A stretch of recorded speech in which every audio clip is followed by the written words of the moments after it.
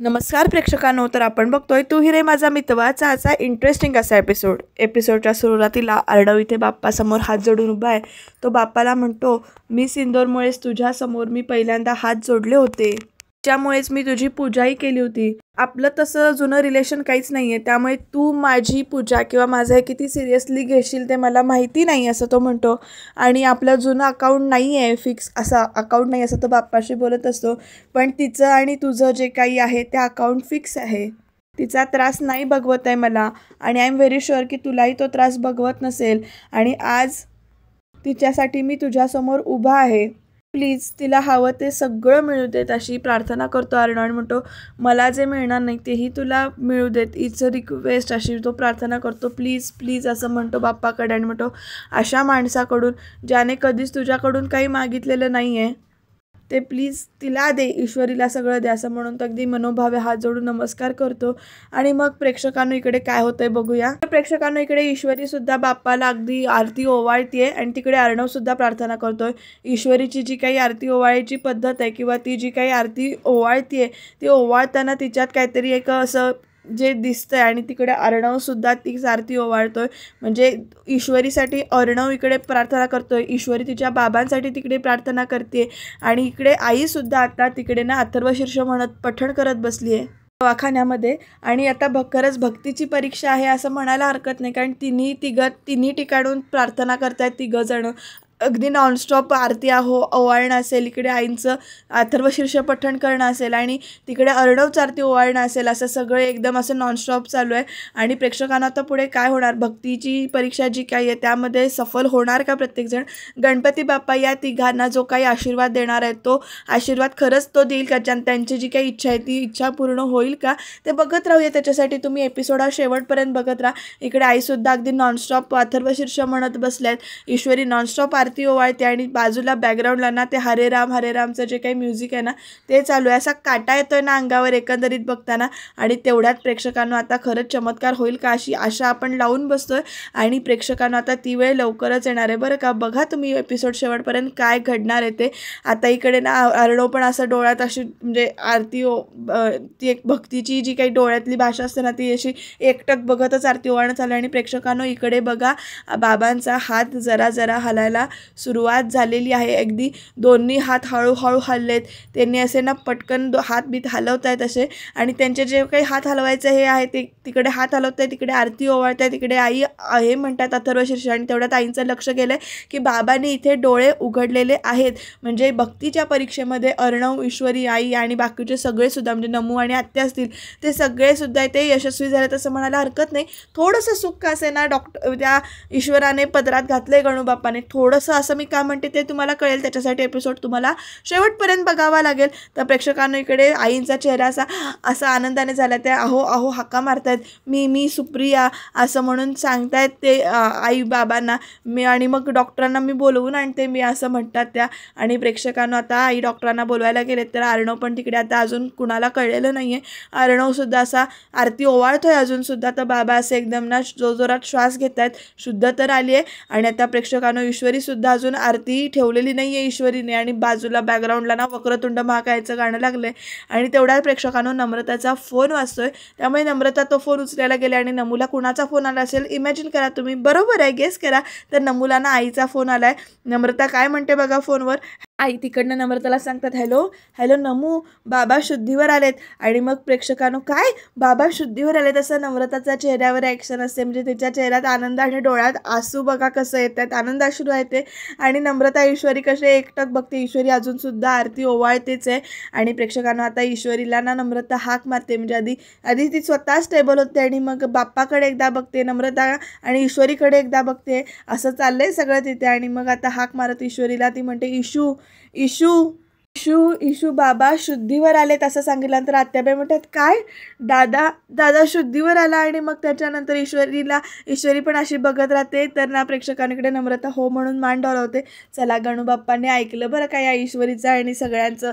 गणूबाप्पा अशीच कृपा सगळ्यांवर ठेवा अशी प्रार्थना करते मी इकडे. तर आत्याबाई म्हणतात, गणूबाप्पा आमची आराधना ऐकलीस रे तू. ईश्वरी सुद्धा असं बाप्पासमोर असा नमस्कार करते, मनोभावे हात जोडतात सगळ्याजणी आणि खरंच बाप्पाचे आभार मानतात. अगदी असं की नाही थरथरत असतात, आनंद अश्रू आणि अश्रूंनी असतं. तर ईश्वरी अशी मट्टकन एकदम ना खालीच कोसळते आणि म्हणते, गणू बाप्पा, बाबांच्या प्रेमापोटी मी भलतीच अट घातली होती रे तुला, पण तू दयाळू आहेस, आपल्या भक्तांना माफ करतोस तू, मलाही माफ करशील ना, असं ईश्वरी इथे विचारते इथे बाप्पाला. आणि आता प्रेक्षकांनो तिकडे अर्णवचं काय झालंय बघूया. तर प्रेक्षकांनो अर्णवने सुद्धा इकडे आरती ओवाळून आरतीचं तबक खाली ठेवलं आणि तो सुद्धा असा देवबाप्पाकडे एकटक बघत असतो, नमस्कार करत असतो. तोपर्यंत मामा आले तिकडनं आणि ते हाक मारतात, अर्णव अर्णव, अरे हॉस्पिटलमधनं फोन आला होता, तर ईश्वरीच्या बाबांना शुद्ध आली असं मामा सांगतात. आणि अर्णव लगेच ना बाप्पाकडे बघतो आणि मग त्याच्यानंतर इथे दोघं जण म्हणजेच मामा आणि अर्णवसुद्धा त्या बाप्पाला मनोभावे हात जोडतात आणि आभार मानतात बाप्पाचे आणि की त्यांनी त्यांचं म्हणणं ऐकलं. आता पुढे काय घडणार आहे बघूया. तर दुसऱ्या दिवशी लगेच विसर्जन झालंय. गणपती बाप्पा मोरया, मंगलमूर्ती मोरयाचा गजर चाललाय. इकडे अर्णवच्या घरामध्ये पण विसर्जन झालंय. बोला गणपती बाप्पा मोरया, मंगलमूर्ती मोरयाचा गजर सुरू आहे. ईश्वरी आणि नम्रता म्हणतात, गणपती चालले गावाला, चैन पडे ना आम्हाला, गणपती बाप्पा मोरया, पुढच्या वर्षी लवकर. आता प्रेक्षकांना ते सगळं आवरून नम्रता, ईश्वरी, आत्या सगळ्या हॉस्पिटलमध्ये आल्या अगदी आईला घट्ट मिठी अशी मारतात तो सगळ्याजणी आणि किती खुश, चेहऱ्यावर खूप आनंद दिसतोय. पण प्रेक्षकांना मी म्हटलं ना मग अशी देवबाप्पाने थोडंसंच म्हणणं ऐकलंय आणि आता पुढे का म्हणते असं मी ते कळेल तुम्हाला. ईश्वरी म्हणते, देवबाप्पाने आपली प्रार्थना ऐकली.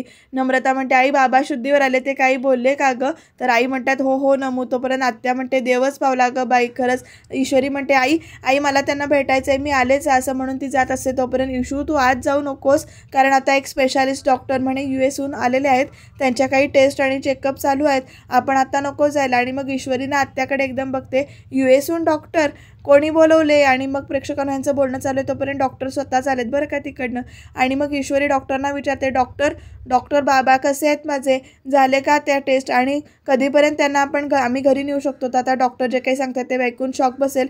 डॉक्टर म्हणतात, हे बघा ते कोमामधून बाहेर आलेत, पण मला अजून काही त्यांच्या टेस्ट कराव्या लागतील, त्याशिवाय मी नक्की काही सांगू शकणार नाही आणि म्हणजे पेशन्स ठेवा असं सांगता येते. तर प्रेक्षकांना ना इकडे आईना, आत्याला आणि ईश्वरी आणि सगळ्यांनाच जरा टेन्शन आलं आहे. आणि हो, डॉक्टर पुढे सांगतात, तुम्हाला आत्ता काही त्यांना भेटता येणार नाही असं सांगितले त्यांनी. आणि त्यामुळे ईश्वरीला पण जरासं वाईट वाटतंय. डॉक्टर पुढे म्हणतात, ओके असं म्हणत तिकडनं जातात. पेशन्स तर ठेवायला सांगितलेत, खरं आता किती पेशन्स ठेवायचे आणि कसे ते बघत राहा तुम्ही. तर ईश्वरीनं अशी एकदम आईंकडे बघते. आई म्हणतात, अजून किती टेस्ट करणार आहेत देव जाणे असं म्हणत बस म्हणतात. पण त्यांना सगळ्यांना सगळे धीर देतात. आणि आता खरंच सगळ्यांनाच प्रश्न पडला की किती टेस्ट आणि बाबा कधी घरी येणार, भेटायला कधी जायचं.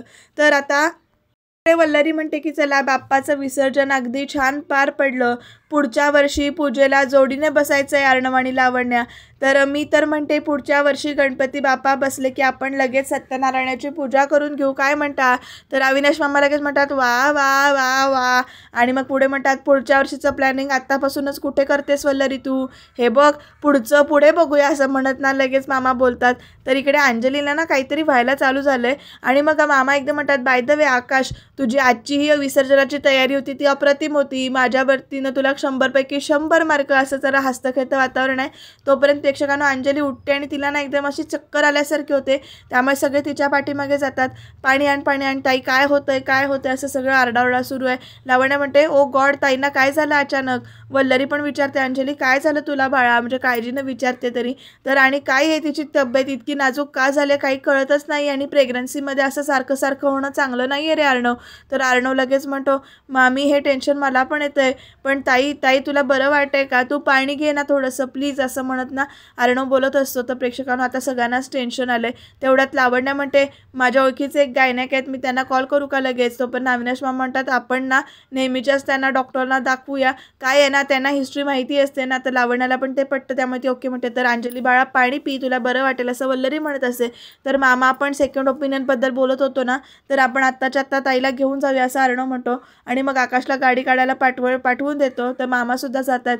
तर प्रेक्षकांना पाणी म्हणजे अजिबात प्यायची इच्छाच नाही आहे अंजलीला, अशी इतकी तिची वाईट अवस्था झाली आहे, भोवळ आल्यामुळे काहीच सुधरत नाही आहे. आता प्रेक्षकांना काय होणार पुढे ते बघत राहणं इंटरेस्टिंग ठरणार आहे. प्रेक्षकांना ईश्वरी इकडे आयसीयूच्या काचेतून आपल्या बाबांना बघते आणि अशी किनी इमोशनल झाले, बाबांकडेच लक्ष आहे तिचं.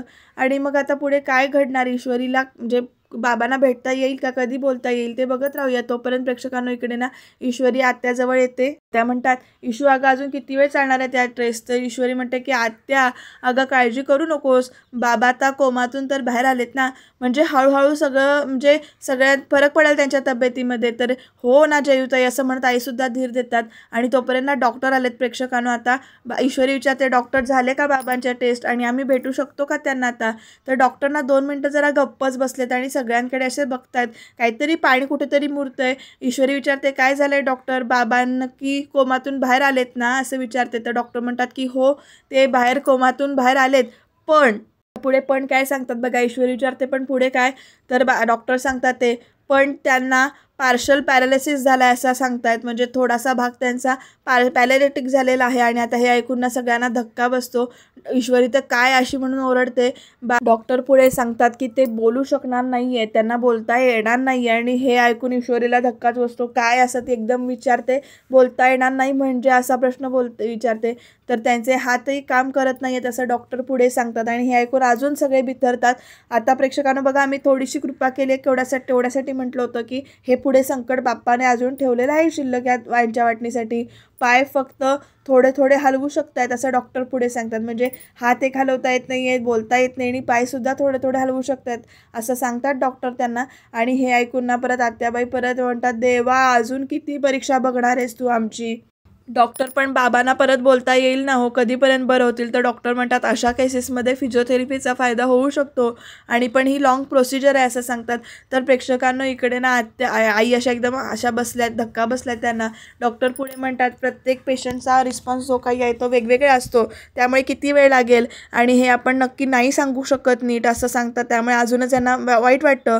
अशा परिस्थितीत मी एकच सांगेन, डोंट लूज होप, आशा सोडू नका असं डॉक्टर सांगतात यांना. आणि मग प्रेक्षकांना डॉक्टर तिकडनं जातात. तर आईंना खूपच रडायला लागलेत. नम्रता त्यांना धीर देते. इशू आणि इकडे आई म्हणजे आत्यासुद्धा रडत आहेत. म्हणजे बाप्पाने कसं केलं बघा ना तुम्ही, शुद्धीवर तर आणलं आहे पण हे पुढचं संकट आणि वाढवून ठेवलं आहे. एका बाजूने परीक्षा सावरल्या असं म्हणता परीक्षा अजून उभी केली असं म्हणायला हरकत नाही.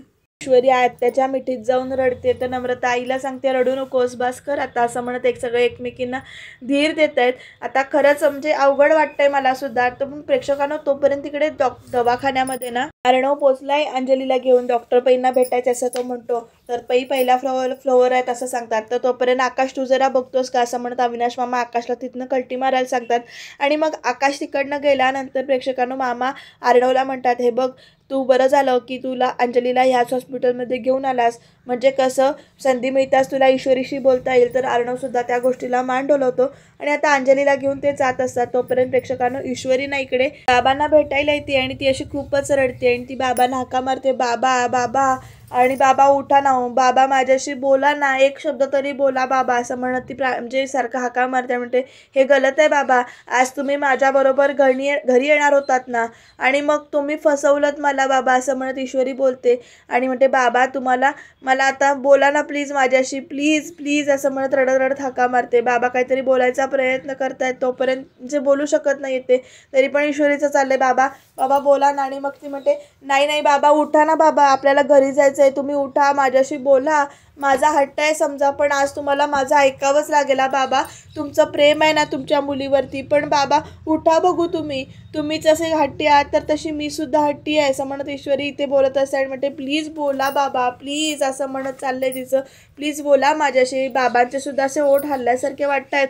तर ईश्वरी म्हणते बाबा प्लीज एक शब्द तरी बोला माझ्याशी असं म्हणत ती सुद्धा अशी खूप रडते.